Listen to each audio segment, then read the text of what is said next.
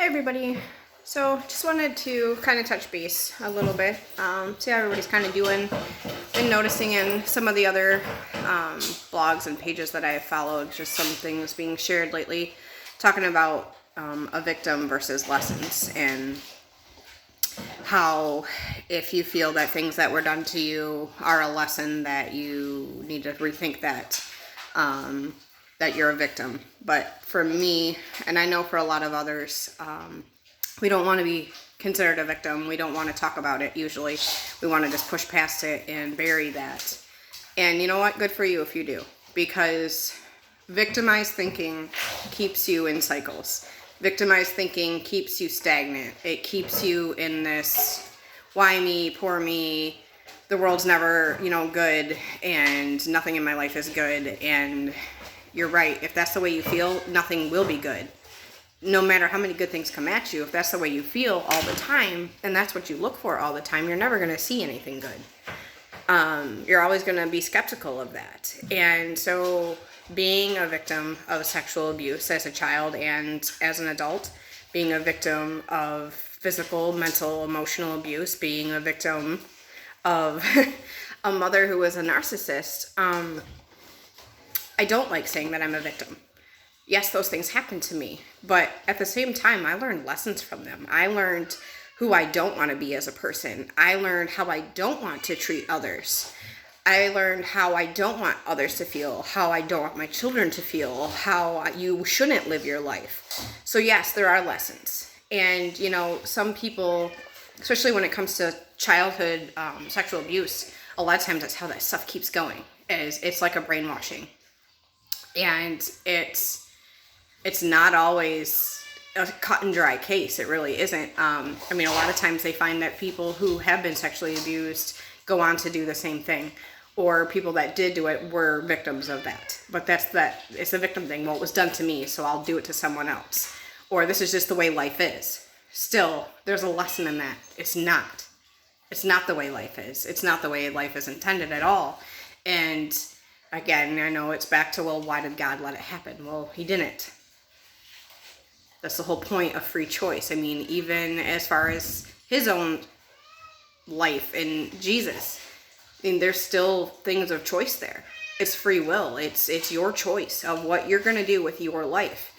Now, if you're going to stay stagnant and you're going to stay in a dark place, then yeah, light's going to be hard to find you. It's there, but I've been there too, but if you're in a negative place and you are not open to any sort of light or good or anything that could lift you out of that hole, then yeah, you're just going to see the world as a dark, ugly, nasty place, and you're not going to want to live in it. But it's not that way. We just shut ourselves in because we don't talk about it. And then we think that nobody cares, and we think that we're the only ones and we're so alone. And you know what? We're not. There are so many people on this planet, in the state you're in, even in the town you're in, even, that could be feeling the exact same way you do. So don't be silent about it, and don't think that there isn't a lesson, even if it's ugly. And maybe you're the lesson. We don't always get to know these things. Sometimes someone else's lesson is through you. And yeah, it is. It's a lesson. As a child, you don't see it, obviously, but you know what? You do, because you know how you don't want to feel, you know how you don't want to be treated, and you do develop a sense of right or wrong. It's not all about just, oh, bad kids come from bad parents. That's not the case. There's families out there who the parents stay together their entire lives for these kids, and they get everything they ever wanted, and their lives look perfect, and you know what? They hate themselves, and they hate everyone around them, and they're just unhappy for whatever reason. And the biggest one is usually because they're so misunderstood, or they're so in their own box about what they want with life, what they've let their parents and their friends and their peers just push them into something else, because they don't want to rock the boat. They don't want to be seen as difficult. Be difficult. It's your life. If you don't want to go to that school, don't go to that school. If you want to quit that job, quit that job.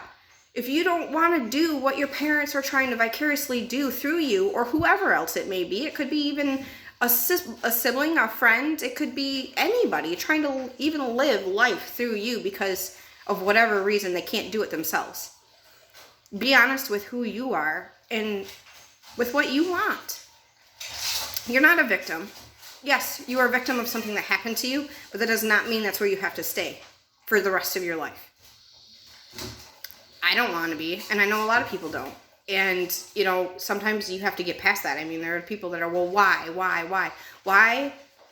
You may never get to know. You may not want to know. I didn't. I did not want to know. I liked the fact that I thought that he was just a sick person and things had been done to him and he never got the help he needed. To me, that was, you know, what I wanted to know. That's what I had forgiven. That is the person that I had, you know, made amends with God for, and just left it up to him to deal with whatever his punishment may be. And to look back now and to know more of why, and now that person's just evil, but it's still, it all comes down to choices. And you know, he had a lesson that he chose not to learn. He had choices and he decided to do them anyways. And same thing for my mother. I mean, she used that when it all came out about how, it was done to her as a child, so she didn't know how to help to protect me. Oh no.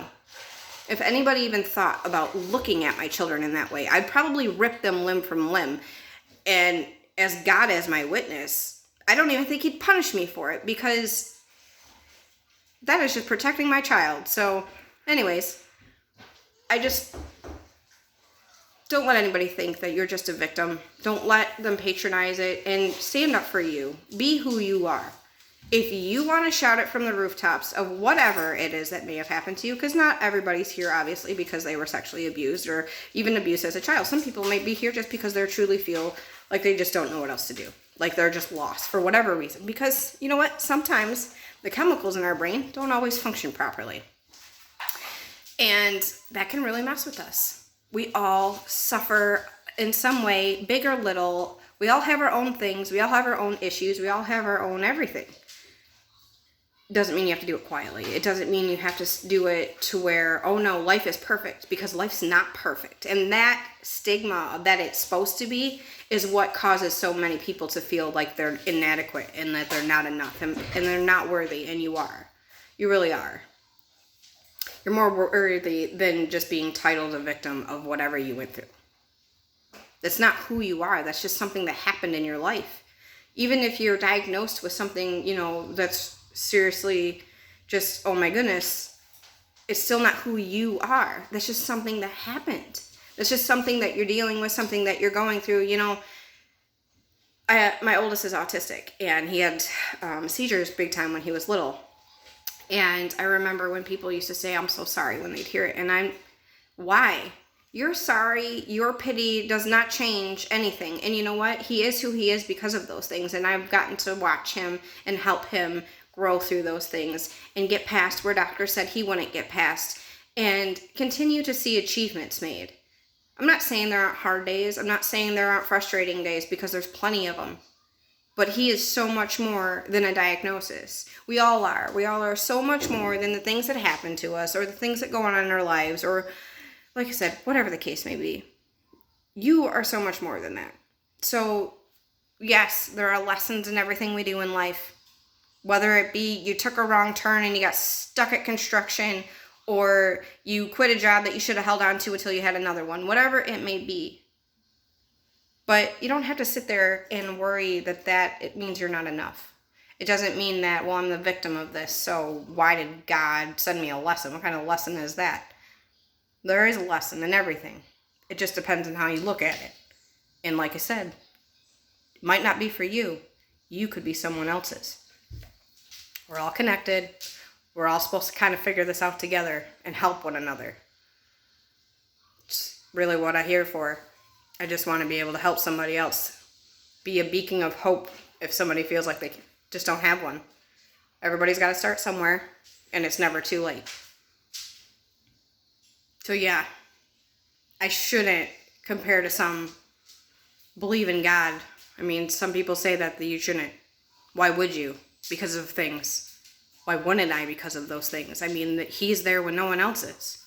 When I'm beyond alone and I'm so frustrated and I don't know what to do, I can always, and talking to God gives me peace.